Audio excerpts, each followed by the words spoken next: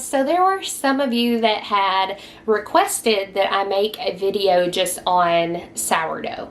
So first of all, let's talk about the beginning. What is sourdough? Sourdough is basically just wild yeast that is caught in the air. And I know that that sounds really weird, but it's true. It basically is a fermentation process which causes leavening, which causes bread to rise. So it's like wild yeast that's naturally in our air. And what your goal is to catch the yeast in just a combination of water and flour, which seems even more weird. But it's actually a really easy process. It's tedious, like only because it takes a little over a week to get a good starter. And so that can be a little intimidating to people because you kind of have to make sure that you feed it and things like that. Yes, you feed it because it's alive. It is, like I said, a fermentation process. You don't necessarily have to start your own starter from scratch. Maybe you have a friend who does sourdough who would share a starter with you. Or you could actually buy a starter either on Etsy from someone who sells it dried up, and it should give you instructions on how to revive it. Or you can order it from Cultures of Health, or Cultures for Health, which when I originally did sourdough years ago, a friend of mine actually shared some of her starter that she ordered from Cultures of Health with me.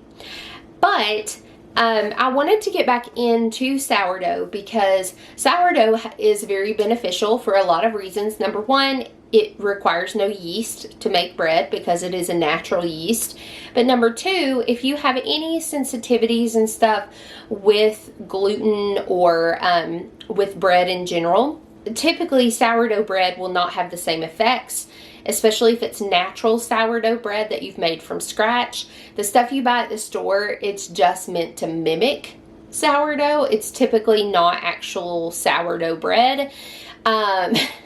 Just as a little informational plug there. So like if you go to the grocery store and you buy sourdough bread, chances are it's not actually sourdough. It's just like a mock sourdough where it's meant to taste like sourdough.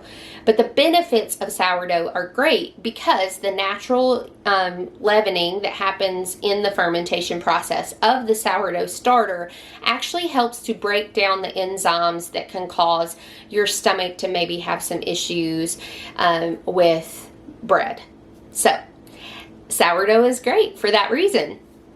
Now I'm going to show you my starter. So my kitchen's a little bit messy, so I apologize for that.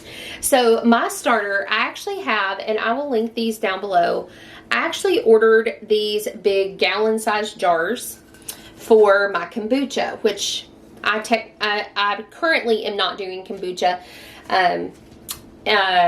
I kind of go through phases, okay? So with sourdough, what's great though is that if you ever get tired of baking all the time, because that's what happened with me when I originally did sourdough many years ago, is I was baking so much and it was just like, oh my goodness, because the sourdough will continue to rise and rise and rise the more that you feed it and stuff. And so you end up with all of what's called discard. And I just got overwhelmed by all of the baking, not realizing that all I had to do is just put it in my refrigerator and it kind of goes dormant until you're ready to use it again. Now, I'm going to start at the very beginning. I don't want to overload you with information. So I'm just going to go with the very, very basics here. Okay. So this is my starter. Like I said, you can see where the rise and fall happens. Okay. But I'm going to see if I can put it close. Do you see those bubbles? That is a really good sign. That means that this is an active sourdough starter. The smell, I love the smell of a really good healthy starter. The smell is almost like a sweet, sour smell. I don't really know how to explain it. So this is what it looks like inside. You can see it kind of falling. Okay, so so I keep it in this big gallon jar. And this is just a bread towel. I love these. If you are new to bread baking, or even if you're not, and you don't have any of these, get some. They're amazing. I love them. So all I do, because you want some air to get in, you want it to be able to breathe, I just put it over my jar, and then I just take a rubber band and put it over the top so that it keeps it in place. Okay, so like I said, I'm going to walk you through the steps on how I started my sourdough starter. And so I will be filming this over a series of days just to show you. I'm going to restart a sourdough starter just for you guys. Just so I can show you the process that I went through to get this one that I currently use. And then I'm also going to share just a very basic bread recipe that I have found that works very, very well. I'm also going to share with you my favorite sourdough resources. So it can be a little bit overwhelming out there in the internet world when you are trying to find just a tried and true place to get your sourdough information. I have two places that are my favorite. Number one, as far as starting a starter, I love the Clever Carrot. Okay, so as far as like basics of learning to care for your starter, some basic bread recipe. The bread recipe I use is actually from the Clever Carrot. She actually wrote a book as well, which I will link in my Amazon storefront down below, so you can find that there. But I love the Clever Carrot. I will put that website in the description. The other resource I love is actually King Arthur flour. Now, I grind my own wheat sometimes, but I also use King Arthur flour. It is an American company that is employee owned, and they just have like good ethics and really good quality as far as just like processed flour goes. And so I like to use King Arthur. I also love ordering my flour from Azure Standard. I'm just currently out. They have had some supply issues lately, so I wasn't able to get any in my last order, which is a bummer. So I'm now out of my Azure Standard stuff. So anyway, all that to say, so those are my resources. Those are the flours, like the flour that I prefer to use. So if you have any questions about that, then just any questions you have whatsoever, ask in the comments. I will try to answer it the best that I can. I'm not an expert. I'm just walking you through a simple way to do this. If you enjoy this video and you would like for me to share more about sourdough, then just put it down in the comments down below. If you try this, make sure that you update in the comments down below how it goes for you. Okay? Now, let's get started. Okay, as far as basic supplies, I have this food scale. You want to make sure that it registers in either ounces or grams. Typically, the recipes you're going to find are going to do in grams. I have this nice big bowl that I like to use. I actually found it at a thrift store. I love this bowl. It is huge. Anyway, check your thrift stores if you don't have like a nice big bowl that you love, that you want to bake your bread in, or you don't actually bake it in that. Anyway, okay, the other thing is bread flour, and I opened this upside down because I actually busted it on accident. But this is King Arthur bread flour. Also, just some fine like sea salt. I also really love this bougie salt. That's what I call it. But just for bread baking purposes, I prefer this because this is like extra salty, and I don't want my bread extra salty. You're of course going to need your starter. You're also going to need some olive oil and some water. And I'll show you how simple this actually is. It's, you know, again, it's kind of tedious in the sense that it takes a long time, but there's not a lot of work to get the sourdough. So let me show you just how simple this is. This is my scale. I'm going to turn it on. You want to first of all make sure that it is measuring in grams. It should have a G right there, okay? And you also, once you put your bowl on it, whichever bowl you're going to use, you don't have to have a fancy bowl or anything. You can just use like a plastic mixing bowl or whatever. I prefer not to use metal because I found that it does actually affect your bread. Obviously, you don't want it to look like that. So you're going to push it one time and it zeroes it out. Okay. Now, for my starter, I'm going to take my starter. That's my first ingredient. And I am going to add 150 grams of starter. So let me get just a little measuring cup here. And I'm going to pull some of this starter out. And I am going to start adding it to the bowl. And you can watch, there goes those numbers. Okay, and it's very sensitive, which is surprising. I was skeptical at first. Okay, and the thing with sourdough is it can be a little bit finicky as far as like, yes, you need to measure the actual weight of the stuff instead of just saying 1 cup of this and 1 cup of that. It is very kind of sensitive in that aspect. But it's really easy. I mean, as you can see, I'm just using a food scale and I'm just going to add everything until it's the right weight. And the starter is super sticky, so you want to make sure you have clean hands, of course. Oops, just a little bit more. So you're gonna have 150. I've got a little bit over, but I'm not gonna, you know, I'm not gonna make a big deal out of that. I'm just 2 grams over there. Okay, so the next thing I'm gonna do is I'm gonna add 250 grams of water. Now, I prefer to use our Berkey water, which is like a filtered water. That way it takes the extra minerals out that could interact negatively with my starter. So I'm gonna go get some water now. So before I start pouring this in, I'm going to zero it out again. And again, I need 250 grams. So now, as we get close, I'm going to slow down on my pouring. And you just really want to be careful that you don't go too overboard. Whoop, so close. Just like a drop off. There we go. Yay! All right, so again, I'm going to zero this out, and then I am going to add 25 grams of olive oil. And you want to be careful because olive oil takes a while before it actually hits the water.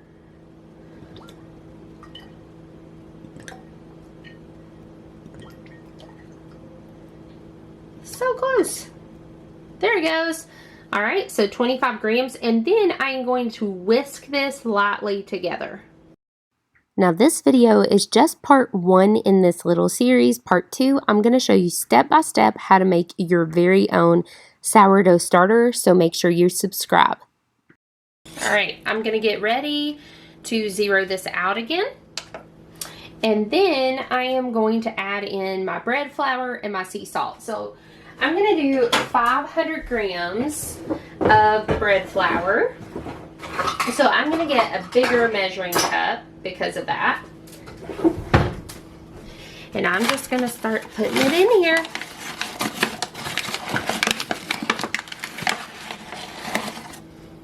I know I'm going to need 1 cup for sure. And then another cup.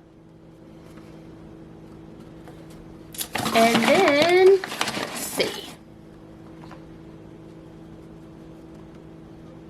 Okay. Again, just watch it close as you start getting closer to it. Don't just go dumping.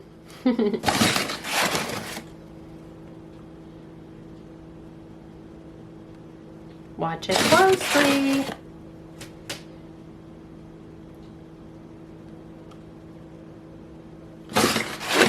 Teeny tiny bit more.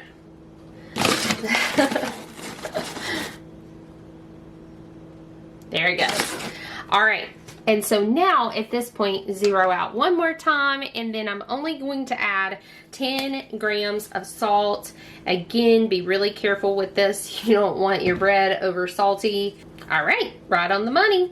All right, so now what you're gonna do is, this is a process I cannot remember off the top of my head. I'm sorry, like I know what it is, but I can't remember the name of it. So what you're gonna do is you're gonna take your fingers, you're gonna go in here. This is why I said make sure you have nice clean hands. You're going to make sure all of your flour is nice and well wet. You want it to soak in the liquids, You don't want to get in there and knead and over mix, but you do want everything to be moist. And so sometimes I do give it a few squeezes and things like that. So what you're gonna do is make sure to pull it off your fingers too, and really get it in there. So at this point, once everything is kind of like a rough dough like this, you are just gonna let it sit in here for a good 30 minutes, and you wanna make sure that it's covered pretty tightly with either plastic wrap or a really wet towel over the top. You don't want it dripping down in it because you don't want to add more liquid, but you do want it to be very damp. Now I prefer a beeswax wrap, and so I am going to press that over the top and let it sit here, and it's just going to help this process come along.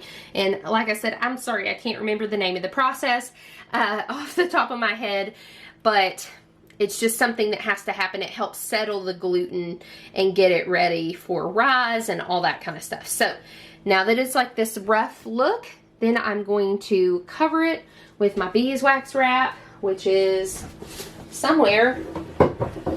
Oh, it's over here. This one's looking a little rough, but it's still very usable. So we will use it. And all you do with these, what's really cool is it's just the natural heat from your body that just kind of makes it sticky when you press it on, and it creates this little seal around. So I love beeswax wraps. They're awesome. You can actually get it in a roll on Amazon. I prefer to, you can actually make it yourself really easy as well. But you can also order them off Etsy or whatever, which is a better idea because you're supporting like a small business.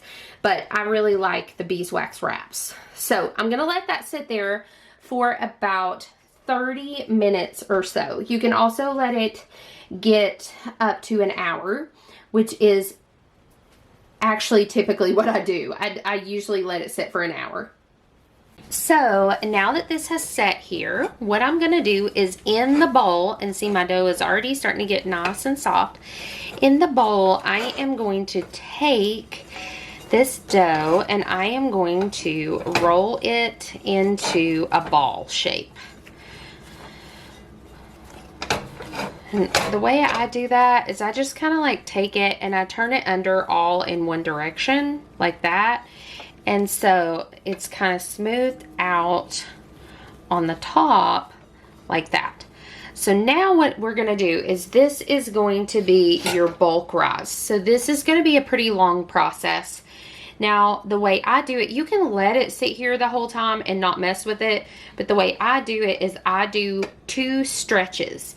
And I will show you what that is after about 30 minutes. So for this bulk rise, I typically shoot for at least like, I don't know, at least 6-ish hours, but I love to leave it overnight. This is a great thing to do, kind of like to leave to rise overnight. But for the first 2 30-minute chunks, so for the first hour, I'm going to do 2 stretches on this dough, and then it'll just rest all night long and be good to go in the morning to bake some beautiful bread. So this is what I was saying when I said it's kind of a long process. However, there's not a lot of hands-on work here. It's a lot of sitting. So I've done that. So I'm going to take my little beeswax wrap and I'm going to put it back over the top. And I'm going to let it sit here again, like I said, for 30 minutes. And then I will show you how to do a stretch. Okay, so this next step, like I said, you're going to do this twice. This is your little stretch. So what you're going to do is inside your bowl, you're going to pull up a side, okay? And you're going to stretch it and fold it to the middle. Then you're going to turn your bowl, pull up a side, whoop. Kind of jiggle it so it doesn't rip. If it rips, that's okay. Just, you know, the goal is just to stretch it inside the bowl a little bit. See how it kind of stretches away? Don't pull it back like that. Just let it do naturally. And then one more time. So I've done 4 folds, 1 on each side. So it's almost more like a square now. So then I'm gonna put my wrap over the top again, and I am going to let it sit for another 30 minutes. So you're gonna do that a second time, and then after the second time, you're just gonna let it sit like this for about 6 to 12 hours before you get to the next part, and that will be tomorrow when I share that, but it'll still be on this video. It's just tomorrow for me. Okay, so now we are gonna move on to our next step. So I decided just to let it rise for a good like 6 hours. So you can see it's all nice and risen. It smells nice and like yeasty smelling almost. So for this, now if you're gonna do it in 2 separate loaves, then you would want to flour your surface a little bit more. But I actually typically don't flour my surface when I'm just doing 1 loaf like this. It is sticky, but you'll see we do the whole fold and stretch thing. So the first thing I'm gonna do is, don't worry, surface area is clean and wiped down well. So make sure yours is the same. But I am just gonna pull this out onto my surface. There we go. And I am just gonna start taking mine and pulling, okay, and stretching to the middle. And you can see I had a little bubble there. That's perfectly fine. And then I'm gonna take this side just like you did before, except you're not just gonna do 4 folds this time, okay? So you're gonna do 1 there, turn it again, then you're gonna do it again. And do you see how that's stretchy and it's like almost see-through? That's a good sign that your dough is really well risen and it's all kind of meshing together well. So then I have like these little corners that stick out now that haven't been stretched yet. So that's what I do on the next one. And what it's doing is it's kind of creating just a natural little ball. So I'm just pulling and stretching again. See how it's making this nice little, it almost looks like a little folded up diaper. And so now I am just going to turn it over. And sometimes it will be a little more sticky, and that's fine. And you can use like a scraper thing like this. Okay, I've used those quite a bit before. And what I'm going to do now is I'm just going to take my hands and I'm going to kind of pull up and tuck at the same time. Okay, now I don't want to make it into like a sphere, but I do want it to be a nice form, like a round form. Okay. And once I get it to the right shape, which I will show you, there is a nice rounded shape. Sorry, I've got really bad shadows from my camera. And that, I think, is going to be a nice little loaf. So now what I'm going to do is I am actually going to put this on parchment paper in a Dutch oven. Okay, so the Dutch oven, what it does is it's going to lock in like the moisture and everything. So for the first 20 minutes that this is going to bake, it'll be with the lid on in a Dutch oven, which I'll get to that in a little bit. But we are going to let this rise in a Dutch oven for the next 30 minutes to an hour, and then it will start the baking process. So I'm going to put mine in my Dutch oven. Okay, so before I put it in the Dutch oven, I need to make room for it. So I am going to use my little scraper thing here so I can keep my shape.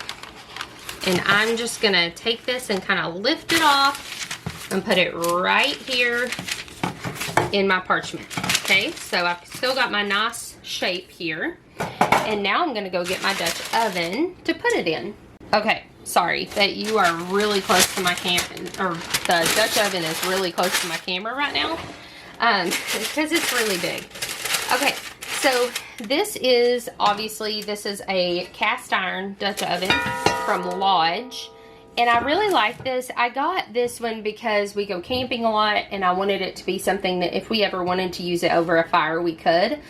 But ideally, if you have one that is enameled on the inside, where it's like white on the inside, that's a little bit more ideal just because of the surface, because then you can go without your parchment, which I'm pretty sure I could in here too. It just, I don't know. It seems like it would cook a little bit better in one that's enameled. So that's what I want to get next, is one that's enameled on the inside. So I'm just going to leave it in here, nice and tightly closed here, for the next 30 minutes to an hour to let it rise just one last time, and then it'll go in for the baking process. So I will come back and show you that part. Okay, so now it is done with its final rise, and it's time to start putting it in. It's time to put it in the oven. This is not going to be a pretty cut because I'm holding my camera with one hand.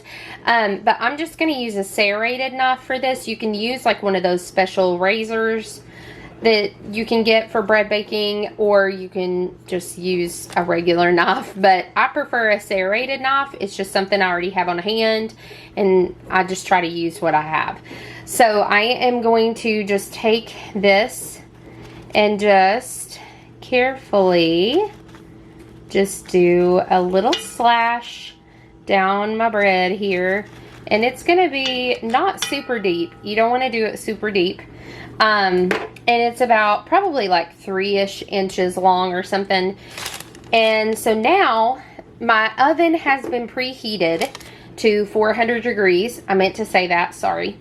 So I preheated my oven to 400 degrees. So I'm gonna put the lid back on, and for the first 20 minutes, I am going to cook this bread with the lid on, and then I will take the lid off and cook it for an additional 35 minutes. And I'll show you what that looks like when I'm done. All right, so I just got the bread out of the oven. It's super puffy right now. And here in a little bit, well, even now, you can hear like little bitty crackles of the bread, which is really cool. But so this needs to cool completely. It is very, very hot now. As it cools, my bread, I have noticed, will just go down just the tiniest little bit. Like it just kind of relaxes a little bit, so it won't be as puffy and tight. And it's delicious. I will show you what it looks like when it's all sliced up, because I have some right over here. This is something else I've been working on tonight. Ooh. But this is what it looks like, guys, and it is so good. This is from yesterday, actually, when my dad came over. I made that loaf. So it's kind of foolproof as far as sourdough, basic sourdough bread goes. So this is a really good recipe to start with and really kind of get your feet wet with. It took me a couple of tries to like really get it the way that I wanted it to look. And for me, that was just allowing it to rise longer and making sure I use bread flour instead of all-purpose and things like that. So you can kind of just play around with it. But this recipe is a great one to start with. I hope that you guys enjoyed this video. I hope you found it helpful. I tried to break it down into really easy, like easy to follow steps. So if you have any questions at all, just put them down in the comments below. If you're interested in any other like easy sourdough recipes, let me know and I'll see if I can make that happen for you guys. And make sure to stick around for the next video to learn how to make your own starter.